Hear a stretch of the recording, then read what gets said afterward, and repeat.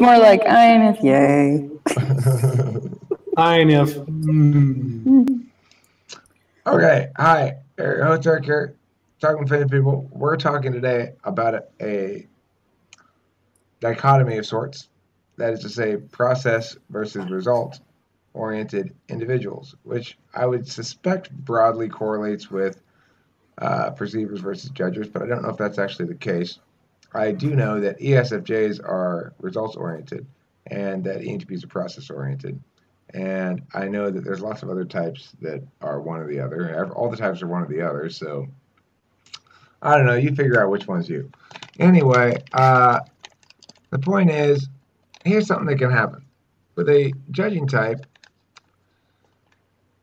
or at least with an ESFJ, and I think in general with the judging type that has SI versus NI. Okay, so a judger with NI is going to behave differently. A judger with SI is going to be either, it's not really ISFJ, ESFJ, INTP. And here's the thing that they do.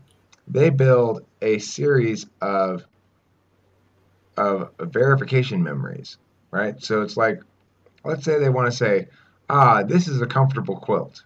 Now, the quilt's going to have a few rough spots on it because some people put in squares that were a little badly textured.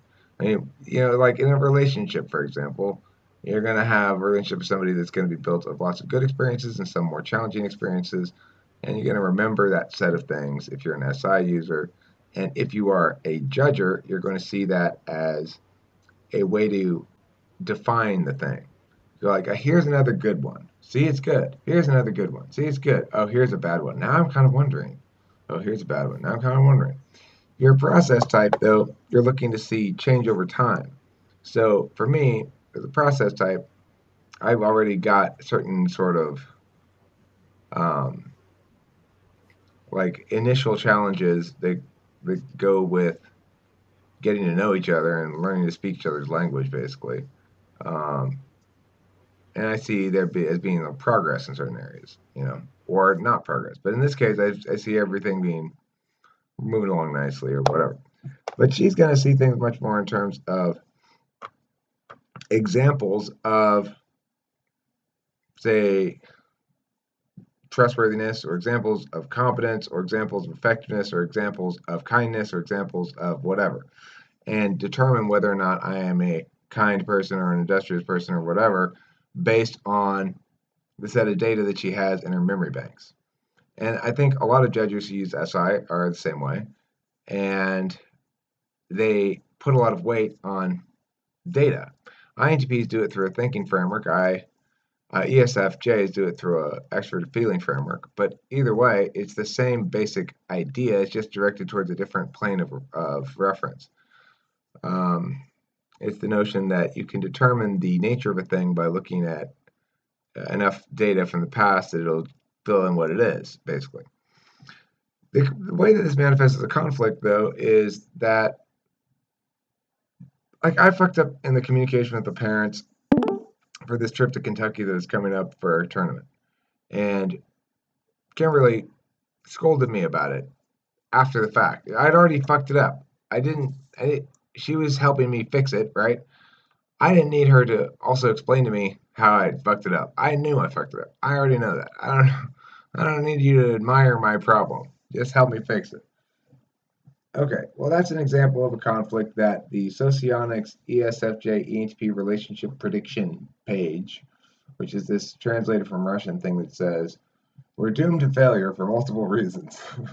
Anyway, one of the things it predicts that will happen as a conflict is exactly the thing I just described, which is ESFJ will be like, okay, well, you know best, I'm going to let this play out, whereas ENTP really wants ISFJ, who's going to step in and go, hold on there, Eric, chill out, let's not go there. I want to be prevented from making the mistake. I don't want to be criticized about it after the fact, right?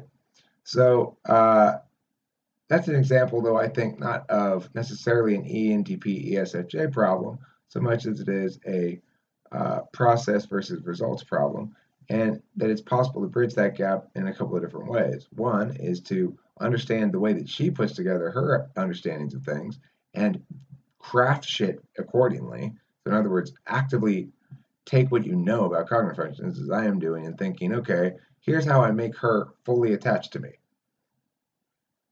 And then basically it's a good evil plan, because my plan is understand what all her needs are, meet all her needs, so that she's so super happy, while concurrently getting my own needs met, so that she's so super happy with me that she'll be fully locked down and I can just fully relax at that point for the rest of my life. Anyway, that's my big plan. And I don't have to think about chicks anymore ever again. And Kimberly's a good woman. I like her a lot. So anyway, Technically, go ahead, Ken. Sorry. I was going to say, well, technically, you got to think about one. As long as you think about that one, you won't have to worry about any others. Think about one chick, right? Yeah. Well said, Ken. Good point. Mm-hmm. My theory is this. If I go into the relationship knowing everything I know about the type, knowing everything I know about types in general, knowing everything I know about relationships and communication and such, and I'm actively trying to do it right, as like let me see how happy I can make this person while concurrently still getting all my own shit that I need done. Well, then that's bound to be successful. And hooray, Eric. Any thoughts from anybody?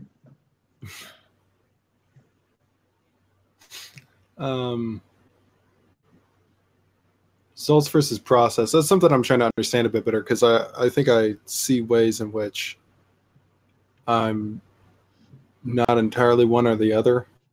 That might just be my perception, maybe misunderstanding of what all entails process or result. But well, how happy would you know. be getting better at something if you still weren't succeeding at it?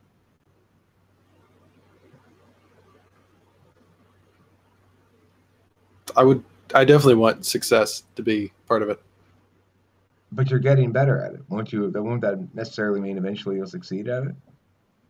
Whatever that definition of success is? I want tangible results. Like I want, or at least notable milestones or markers. It feels too vague otherwise. What about you, Susie? You did mention INTP as an example for something. Well, For a results type, but I'm curious, do you dispute that, or do you think you're more of a process type? I'm not sure. Well, do you feel like you're actively trying to get better at things? Sometimes. Well, yeah. How often do you frame things in the following way? Well, I failed less badly than last time, or or that's totally better than last time, or whatever, How often do you frame shit like that? I frame shit like that all the time. I frame it like that if it's true. Well, right. Well, you got to find the true thing. Well, we were 6 seconds faster than last time. Sure, it was a complete clusterfuck, but we did it a little bit faster. Like that, Yeah, but that's like looking on the bright side. Yeah, that's a good thing to do. Don't you think so? Yeah. You don't really think so, though. I can see. No, of course I do. Like, even if it's fucked up, it's less fucked up than last time. So it It's an wasn't so improvement. bad and good for anything. Right. All right, so Lightbomb, what about you? Are you process or results? She's studying. That's what she is. I guess results. I see. But I'm just here process for the free candy. Yeah, but process is part of the result, isn't it? What? Help yourself. Yes. I think results should be part of the process. Exactly. Sour neon I'm working bears. on maybe you can tell me, Eric. I'm working on a paper right now. It's due tomorrow. Okay. What do you want to know? We're still recording, right? Oh, you want to stop this? Yeah, I'll stop this. Thanks for watching. Talk I mean, Fantasy Fable. it could play into it. I'm not really adding any good content. Okay, yeah, I forgot we were recording. Thank you. Anyway, so thank you, Susie, for pointing that out again for the millionth time. And thank you all for watching. Don't forget to be putting your cheese. Goodbye.